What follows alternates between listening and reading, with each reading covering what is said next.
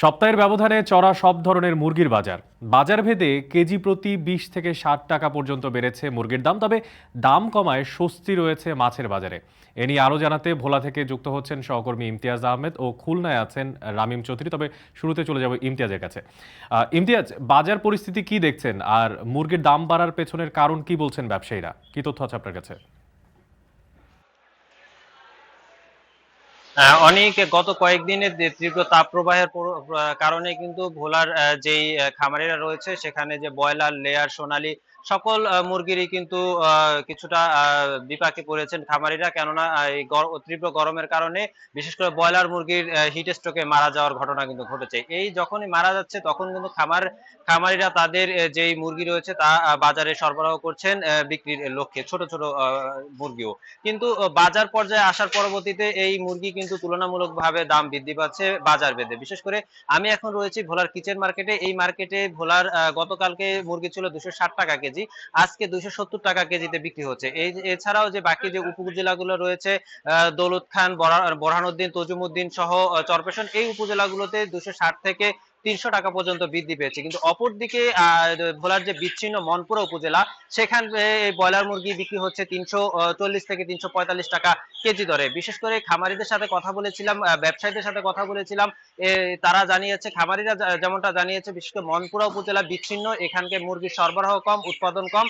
এছাড়াও কিন্তু এই এলাকাতে বিদ্যুৎ সরবরাহ নেই বললেই চলে। দিনে রাতে 1 ঘন্টা বিদ্যুৎ পায়। এতে করে তারা বিদ্যুৎ সংকটের কারণে মুরগির যে পর্যাপ্ত পরিমাণে আলো, বাতাসের ঠান্ডা প্রয়োজন তা দিতে পারছে না। এ করে মুরগির উৎপাদন কমে আসছে। এই উৎপাদন কমে যাওয়ার কারণে খামারিরা তাদের মুরগি ব্যবসায়ী পর্যায়ে বিক্রি করলেও কিন্তু মধ্যস্থভোগী একরকম সিন্ডিকেটের মাধ্যমে এই হিট স্ট্রোককে পুঁজি করে ভোলার যে বাজার ব্যবসায়ীরা রয়েছে তারা মুরগির দামটা বৃদ্ধি করেছে। এছাড়াও যেই ভোলার যেই খুচরা ব্যবসায়ীরা রয়েছে তাদের সাথে কথা বলেছিলাম, তারা জানিয়েছেন তারা অধিক দামে ক্রয় করছেন এবং অধিক দামে বিক্রি করছেন। এই মাঝখানের যেই সিন্ডিকেটের একরকম অন্ধকারে পড়ে আছে। এই অন্ধকারের জন্য ক্রেতারা বরাবরই একটা দাবি করছেন, এই মাঝখানে যেই সিন্ডিকেটটা রয়েছে এতে যাতে ভোক্তা অধিকারের পক্ষ থেকে ব্যবস্থা গ্রহণ করা হয়। তো আমরা মাছের বাজারের খবর জানতে ইতিমধ্যে আমাদের সহকর্মী খুলনায় রয়েছেন রামিম চৌধুরী, তার কাছে চলে যাব।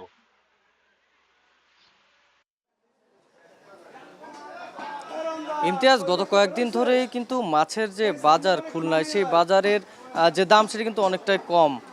এবং আমরা দেখেছি যে রমজান মাস বা ঈদের যে পরবর্তী সময়, সেই সময়টাতে কিন্তু মাছের যে সরবরাহ সেটি অনেকটাই বেড়েছে এবং দেশি, সামুদ্রিক বা চাষে যে মাছ রয়েছে সব ধরনের মাছে কিন্তু দাম কিছুটা কমেছে।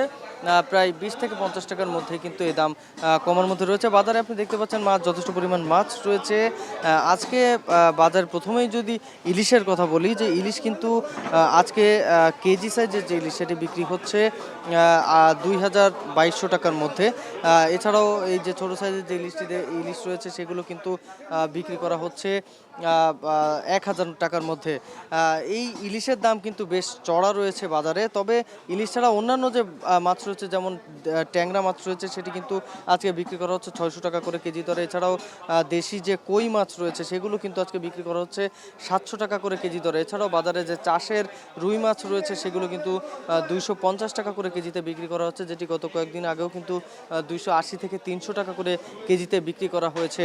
এছাড়াও ছোট চিংড়ি রয়েছে যেগুলো 600 থেকে 650 টাকা করে কেজিতে বিক্রি হচ্ছে। তেলাপিয়া বিক্রি করা হচ্ছে 150 থেকে 160 টাকা করে কেজিতে। মোটামুটি সব মাছেই কিছুটা দাম কমেছে। এখানে ব্যবসায়ীরা যেটি বলছেন যে সরবরাহ কিন্তু কিছুটা বেড়েছে এবং মাছের যে সরবরাহ বাড়ার কারণে দাম অনেকটাই কমে এসেছে।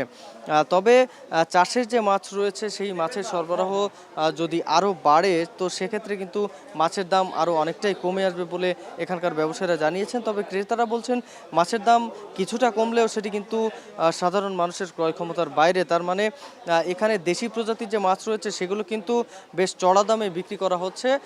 আগের দামের তুলনায় কিছুটা দাম কমলেও কিন্তু এই যে চড়া ভাবটা রয়েছে মাছের, সেই চড়া ভাব কিন্তু এখনো পর্যন্ত কাটেনি। তো এই ছিল আমার কাছে খুলনা থেকে মাছ বাজারের সবশেষ খবর।